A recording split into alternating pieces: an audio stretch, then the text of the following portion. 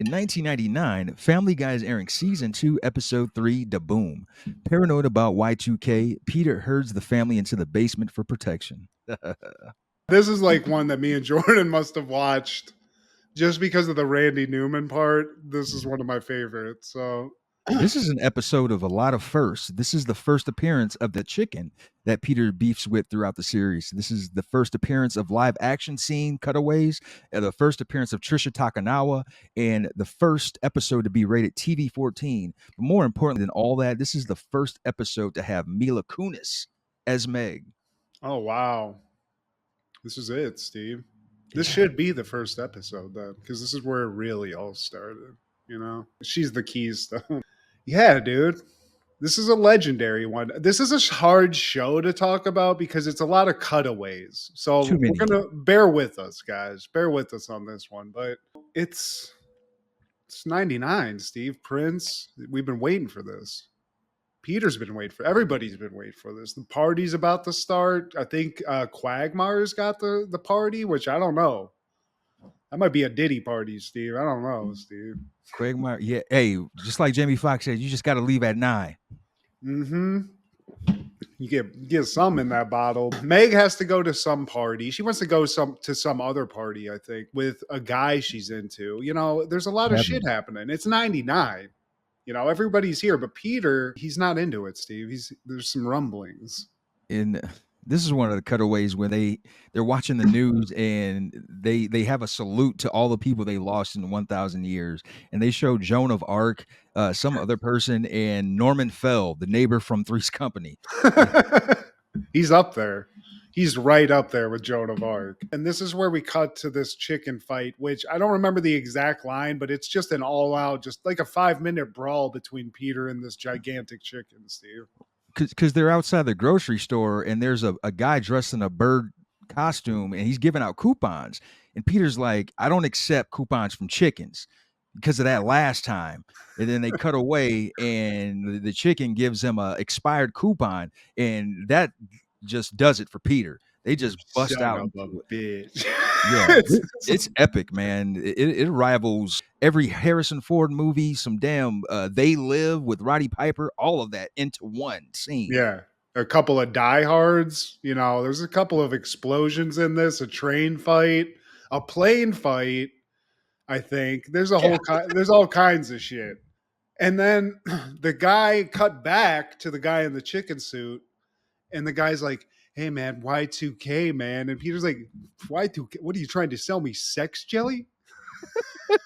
So then we cut to home because now Peter knows about Y2K. Steve, remember this?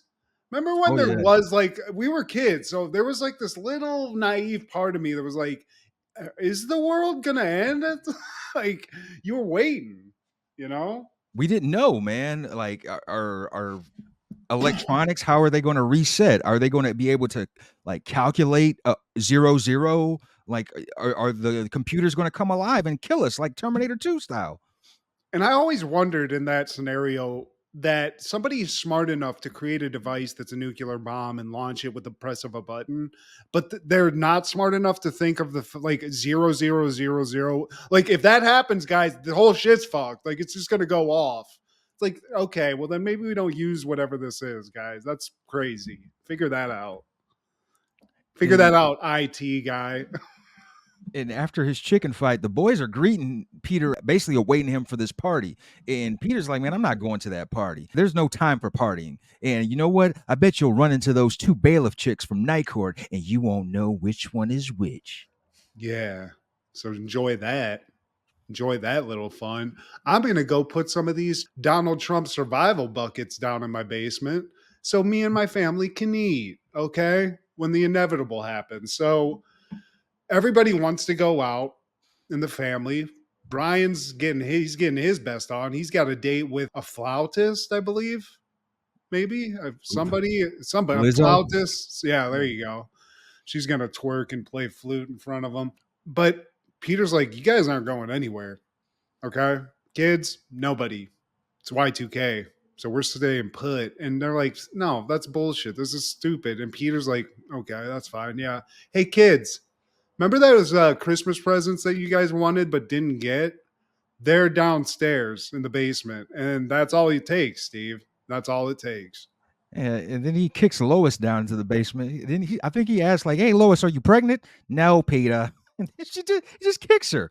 Hey, he made sure though, Steve, just a safety. Just want to make sure I'm not pulling a crazy atrocity here. And she's like, "No, I'm not pregnant." He's like, "All right, okay, yeet." So it's getting close to midnight. They're watching TV in the basement like some weirdos. Everyone else is partying. Trisha Takanawa's out. She's out and about because she's Asian reporter Trisha Takanawa, which we all know. That's her bona fide, Steve. You got to include it all. She's counting us down. She's the one. She's it. So 10, 9, 8, 7, 6, 5, 4, we get there and it's 0. And everyone's like, hey, idiot, nothing happened. Peter's like, oh, shit. I guess it was sex jelly. And then all hell breaks loose, Steve. Bombs go off, explosions, missiles, planes, trains, and automobiles. John Candy's flying around someplace, for God's sake. Everything's happening now. And it turns out that guy in the chicken suit, God damn it, he was right, Steve. Even aliens can see the explosions. And even a guy with a probe up his ass can see it from the alien ship. That's got to feel not good with the probe, but just being up there and being like, oh, shit. Okay. At least I guess that. It's apocalypse time now, Steve. This is it. This is Walking Dead, but worse because nothing's here. There's no stores really, you know, it's just nuclear waste. You know, but Peter's feeling great because he was right. That's gotta feel great as like the guy, the conspiracy guy. When the shit does, there's gotta be one person that's like, it's whoever, Alex Jones. It's like, I told you. You know, it's not him, but broken clock. Yeah, I guess you're right. We're all gonna die, Steve. You just gotta wait. You're just sitting there waiting, but it's post-apocalypse, and Peter's like, "Hey, Lois, you remember when I was the third Hardy Boy?" And she's like, "There was no third Hardy Boy." And he's like, "Yeah, just like there was no apocalypse, you dummy." Quagmire and Cleveland, they've now formed into one being. Now they're Siamese somethings. I don't know what you call this. Quagland. Yeah, Quagland. It's weird. They have this like stockpile of food. Peter, he eats like a whole year's worth. Lois is like, you can't be wasting food. And then they do a cutback to when Peter's trying to feed an episode of Magnum PI on the television. Like, no, Wiggins, you've already had yours. Tom Selleck's got to get his. Bad Wiggins. It's Higgins. Higgins, yeah. Which is hilarious. But he's eaten, this is freeze-dried, like whatever, freeze-dried food. It's powder. So he's eating boxes of it. He's like, I'm not even full yet. He takes a little sip of water, blasts up like a balloon, like the blueberry girl in Willy Wonka. And he just looks at everyone and is like, everyone get out. I have to poop now. No! Peter and Brian, like, they overhear the reporters eating. It smells like barbecue. And apparently they barbecued Asian reporter Trisha Takanawa. They're just going to be hungry in an hour again. Yeah. So there's no food, Steve. There's no food in Quahog. And Peter and the family have to make some hard choices now. They got to move. They got to get on the move. They got to get on the road. They got to find some food. So Peter's like, crazy idea. There's a Twinkie factory down the road in wherever. I forget the name of the place. And Twinkies, Steve, they survive everything. They're like cockroaches, you know? Nothing will deteriorate these things. They're foolproof. And then we get a cutaway. Is this where we cut to Twinkie the kid? Twinkie the kid, yeah. They watch a documentary, like an A&E documentary on Twinkie the kid. And they interview Twinkie's parents and how he was just a weird kid growing up. He wasn't like the others. Yeah. We let him really kind of do whatever he wanted, but we took the baton away when he had that because that was just too weird. He already had the lasso. Twinkie dealing with a little bit of problems, but in an apocalypse situation, perfect. Twinkies galore. So that's the mission. You know, the town is Natick, and they seek out this town because it's the place where the Twinkie factory is. So they leave Joe behind to house it, But apparently Joe is melted into the ground, so he has no choice. He can't move. Yeah, so they just put like a bunch of rat traps around him, which seems cool, you know, like you don't want the guy to have to fuck around with some rats. They leave, and as soon as they leave, a rat shows up. It's like Master Splinter level rat, but even like more yoked up, and it starts growling at him. And Joe he's ready to go. He's like, bring it on! He's ready to go. Joe is always with the shits. He's a soldier, Steve. So he's gonna get into a little tussle with a mutant radioactive rat, but we're on the road now. They're driving, and this is the thing, Steve. When an apocalypse starts, you drive. Humans, there's gonna be raiders or whatever, Steve, pirates, if you will. So they've kind of come upon this big group of post-apocalyptic raiders, and these people want food. They're like, guys, we're hungry. We want some food. And Peter's like, we don't have any. The guy's like, okay, well, if you don't have any food, you got to answer a question to pass. And he's like, name one thing that you would bring to a cookout. So this is like Family Feud style. Peter says potato salad. The captain of the pirates goes, show me potato salad, and looks up at the sky like there's going to be something. And there's nothing, Steve. He's a lunatic. So they just kind of creep on by. You know Yeah, let's sneak up out of there. And so they continue their sojourn, and they come across a house, and there's a guy sitting on the porch, just some random ass twiddling Dixie dueling banjo ass dude. And he's like, we got plenty of room here and all the apples you can eat. This place is paradise. Sure is, except for Randy Newman. And Randy Newman's right there, Steve. So as promised, they're there. Randy Newman, he sees the family starts playing, and I'm gonna just start reciting a little bit. Steve, join in if you remember, but it's Fat Man with his kids and dog drove in through the morning fog. Hey there, Rover. Come on over. And Lois is like, let's give it a chance. It's fine. You know, this might be kind of cool. We got Randy Newman like giving us a little soundtrack. So she walks over to get an apple, and then Randy Newman keeps going. He's like, red-headed lady, reaching for an apple, wipe it on the blouse. She takes a bite, chews it once, 12 times, 3 times, 4 times. Stop. Takes a long, hard look at Wendy. 5 times. Fat old husband walking over.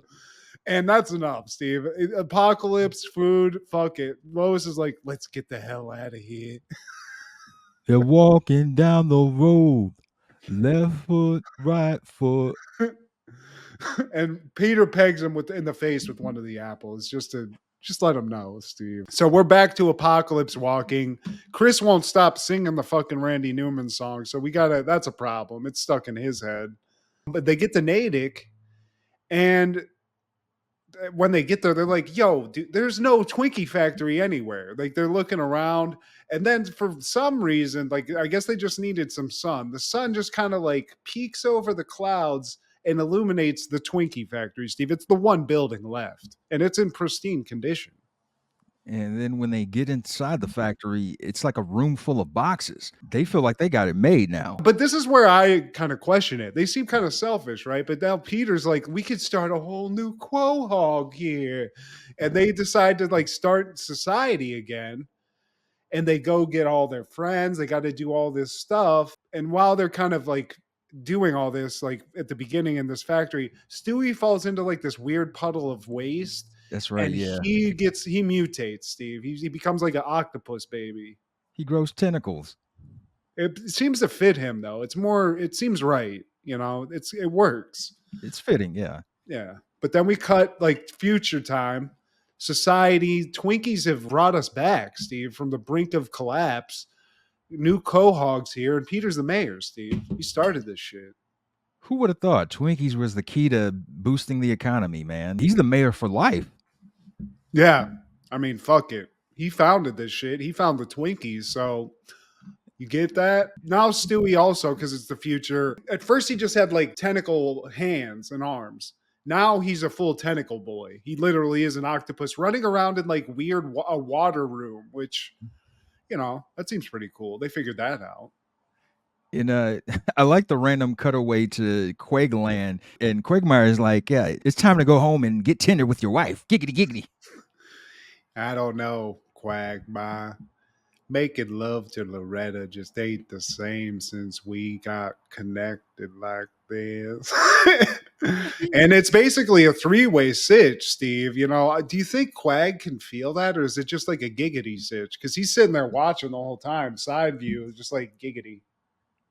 Giggity. It's like a co-thrust. He feels it in his pelvis. Yeah. But Peter, he's playing poker with his buddies. Joe's still around. He's got just a big old hunk of concrete connected to his body now.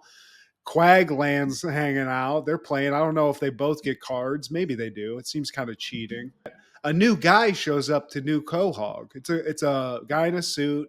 It turns out this guy's a doctor. It's like, holy shit, an apocalypse. This is fantastic. But in New Quahog, different kind of set of rules. You just got to pick out of a hat what your job is. So fuck that you have a medical degree. You're going to be the village idiot. It's pretty fun. Get to wave your penis in traffic. And then you cut away to the other people with these new professions. There's an old lady being a firefighter, and a donkey as a dentist. And Brian, he gets to be Truman Capote in a tell-all stage play. Oh, and also, side note, Stewie ends up laying like 1,000 eggs. Just remember that. But then Peter gets into his head, we got to protect this. There's going to be people coming. We need guns.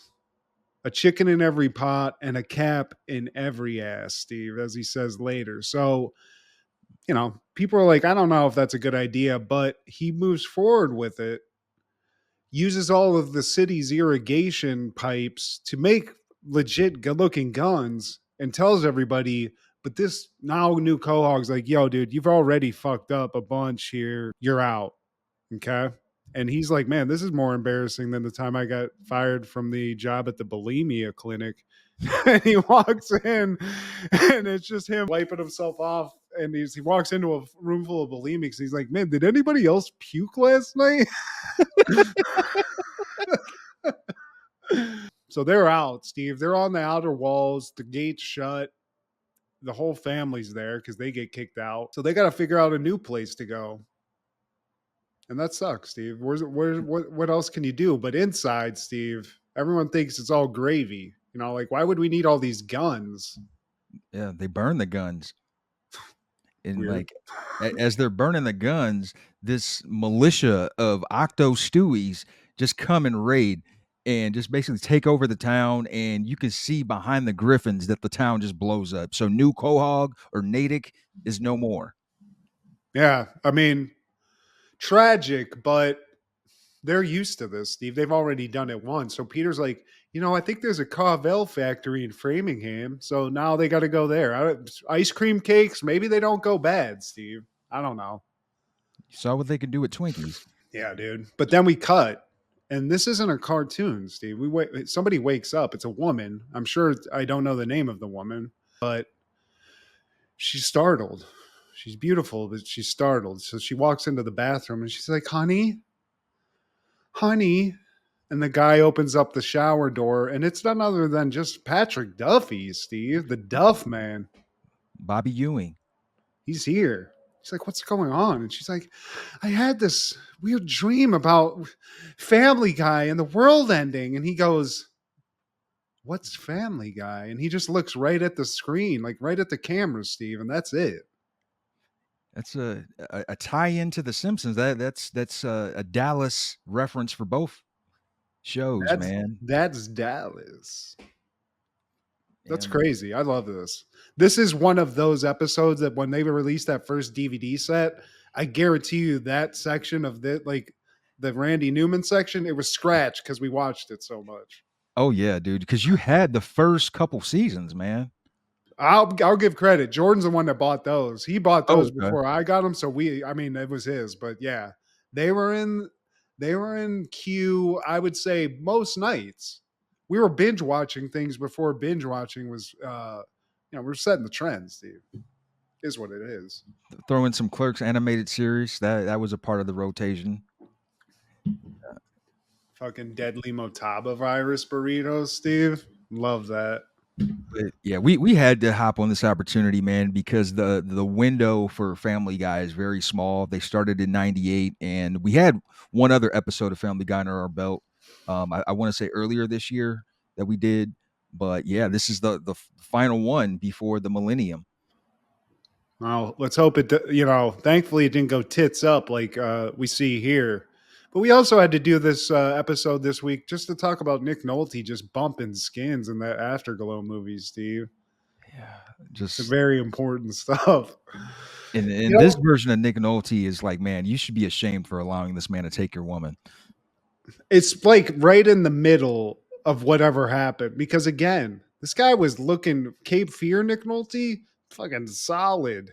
I'll buy some insurance off this guy. It's fucking, maybe we can swing like him and his wife. We can do what he's doing in this movie. But now Nick, what he's doing now, it's like he just did the bad drugs. He just started doing whatever that was. Life was hard.